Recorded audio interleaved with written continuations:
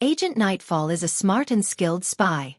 She is also head over heels madly in love with Agent Twilight, also known as Loid Forger.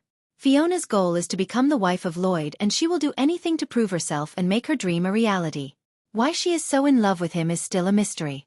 Fiona's obsession with Loid drives her to do many things. The main purpose of Fiona is the story is to be a romantic rival to Yor. Yor and Loid aren't going to admit any feelings they have for each other. Fiona ironically forces them to feel things like jealousy and attachment and pushes them together. Loid used to train Fiona. Fiona used to smile until Loid told her not to. Her cold and dare I say frosty demeanor is the opposite of the warmth and love Yor freely gives. Underneath that cold and frosty outside is blazing passion and fiery feelings. Unfortunately for Fiona, she was not available when Loid needed a fake wife. Now she works undercover at the same hospital where Loid works. She is introduced in the tennis arc.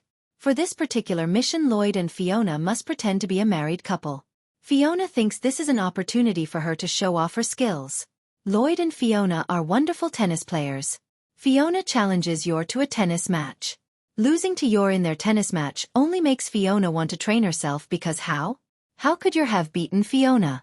Anya is probably the only person in the show who knows just how much Fiona loves Loid. Loid is the main driving force and motivation for Fiona. Fiona has a very competitive personality, which makes it even funnier whenever she loses to Yor. At the same time, you have to admire her strength and dedication. Fiona has a long way to go before caring about anyone or anything other than Loid. Fiona has to understand that she can't train herself to be the ideal wife to Loid.